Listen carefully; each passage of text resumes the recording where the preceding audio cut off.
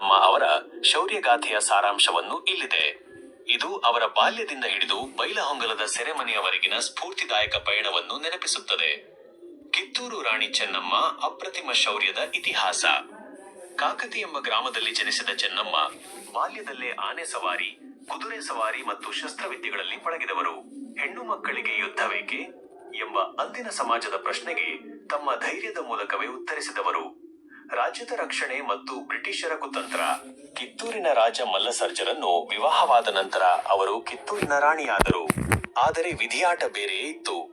ರಾಜ ಮತ್ತು ಪುತ್ರನ ಅಕಾಲಿಕ ಮರಣ ಕಿತ್ತೂರನ್ನು ಸಂಕಷ್ಟಕ್ಕೆ ದೂಡಿತು. ಆಗ ಚೆನ್ನಮ್ಮನವರು ಧೃತಿಗೆಡದೆ ದತ್ತಕ ಪುತ್ರ ಶಿವಲಿಂಗಪ್ಪನನ್ನು ನೇಮಿಸಿ ರಾಜ್ಯಭಾರ ಮುಂದುವರಿಸಿದರು. ಆದರೆ ಬ್ರಿಟಿಷರ ದತ್ತು ಮಕ್ಕಳಿಗೆ ಹಕ್ಕಿಲ್ಲ. ಡಾಕ್ಟ್ರಿನ್ ಆಫ್ ಲ್ಯಾಪ್ಸ್ ಎಂಬ ಕ್ರೂರ ನೀತಿ ಕಿತ್ತೂರನ್ನು ನುಂಗಲು ಹೊಂಚು ಹಾಕಿತು. ಬ್ರಿಟಿಷ್ ಅಧಿಕಾರಿ ಥಾಕರೆಯ ದರ್ಪಕ್ಕೆ ರಾಣಿ ಕಿತ್ತೂರಿನ ಸಿಂಹಗರ್ಜನೆಯ ಮೂಲಕವೇ ಪ್ರತ್ಯುತ್ತರ ನೀಡಿದರು. ಐತಿಹಾಸಿಕ ಯುದ್ಧದ ಮುಖ್ಯಾಂಶಗಳು. ಮೊದಲ ವಿಜಯ. 1824ರಲ್ಲಿ ನಡೆದ ಮೊದಲ ಯುದ್ಧದಲ್ಲಿ ಕಿತ್ತೂರಿನ ಸೈನ್ಯ ಬ್ರಿಟಿಷರನ್ನು ಮಣ್ಣು ಮುಕ್ಕಿಸಿತು. ಅಹಂಕಾರಿ ಥಾಕರೆ ಅಸುನೀಗಿದನು.